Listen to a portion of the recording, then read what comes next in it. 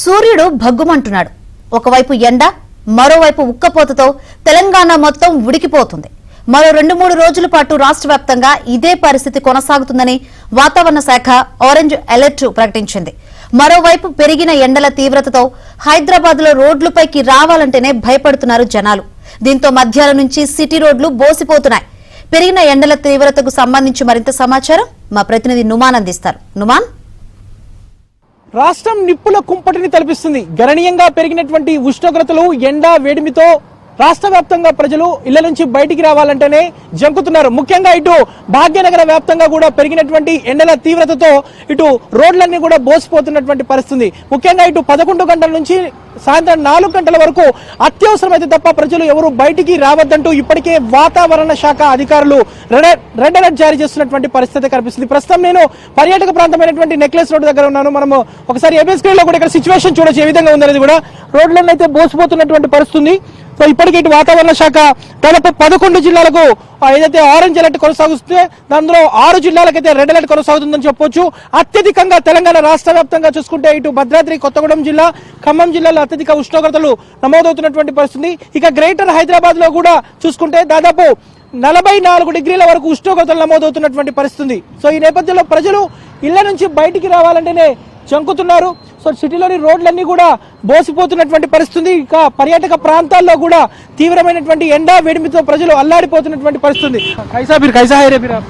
हमारे वे क्या करते हैं, दोपहर में ज्यादा धूप रह रहा तो शाम में निकल रहे ऐसा। अप्रैल महीना में ऐसा है तो अगले मई महीने में और ज्यादा रहता। చూడొచ్చు, అంటే ఏప్రిల్ నెలలోనే ఇలాంటి ఎండలు ఉంటాయి. ఇక రాగల ఏదైతే మే నెలలో పరిస్థితి ఏ విధంగా ఉంటుందో కూడా మనం అర్థం చేసుకోవచ్చు. బాగా ఎండలు ఎట్లున్నాయి, ఎండలో ఎట్లా వ్యాపారం ఎట్లా చేస్తున్నారు, ఏం చేస్తా ఉన్నా ఎండ కదా, ఎట్లున్నాయి ఎండలు ఈసారి? ఎలా ఉన్నా అగ్గిలా ఉంటుంది, అగ్గిలో ఉంటుంది. తప్పుతుందా అగ్గిలా ఉంటే మాత్రం.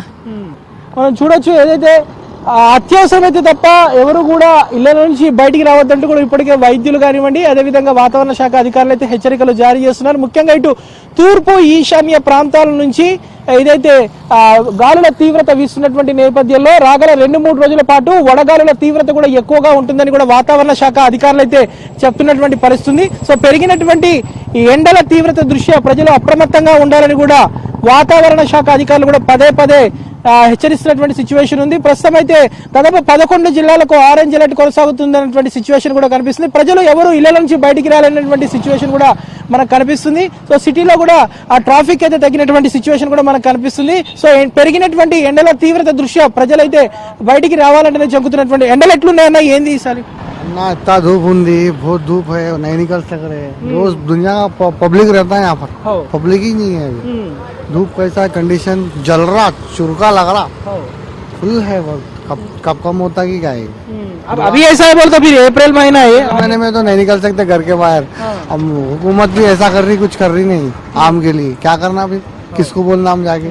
फिर कब आ रहे, फिर घर में से कब आ रहे, कारोबार कब कर लेंगे? अब 12 बजे जा रहा हूँ मैं, 7-10 बजे जाने का, 12 बजे कम होता और बढ़ रही है, अब नहीं जा सक रहे हो।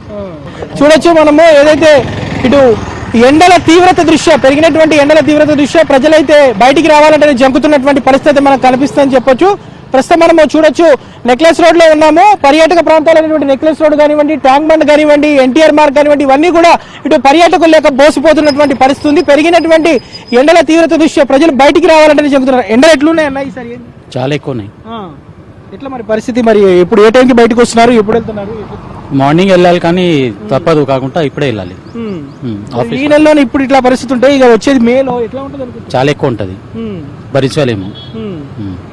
చూడొచ్చు, తీవ్రమైనటువంటి ఉక్కపోత ఎండతో ప్రజలైతే భరించలేకపోతున్నామని కూడా చెప్తున్నటువంటి సిచ్యువేషన్ ఉంది. ముఖ్యంగా ఇటు ఆ తూర్పు ఈశాన్య ప్రాంతాల నుంచి వీస్తున్నటువంటి వడగాలుల తీవ్రతతో ఏదైతే రాగల 2-3 రోజుల పాటు ఏదైతే వడగాల్పులు కూడా విపరీతంగా ఉంటాయంటూ కూడా వాతావరణ శాఖ అధికారులు అయితే హెచ్చరిస్తున్నటువంటి పరిస్థితి.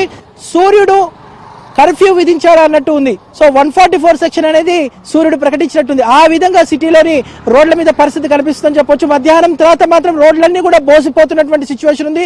రాగల 2-3 రోజుల పాటు కూడా ఇదే సిచ్యువేషన్ కొనసాగుతున్నటువంటి నేపథ్యంలో ప్రజలు అప్రమత్తంగా ఉండాలంటూ కూడా ఇప్పటికే వాతావరణ అధికారులు అయితే హెచ్చరికలు జారీ చేస్తున్నటువంటి పరిస్థితి కనిపిస్తుంది. ఓవరాల్ గా అయితే ఇటు తెలంగాణ రాష్ట్ర వ్యాప్తంగా పెరిగినటువంటి ఎండల తీవ్రత దృష్ట్యా మాత్రము ఇటు ప్రజలైతే అల్లాడిపోతున్నటువంటి పరిస్థితి కనిపిస్తుందని చెప్పొచ్చు. వీడియో జర్నలిస్ట్ అజిత్ తో నుమాని ఆంధ్రజ్యోతి, హైదరాబాద్.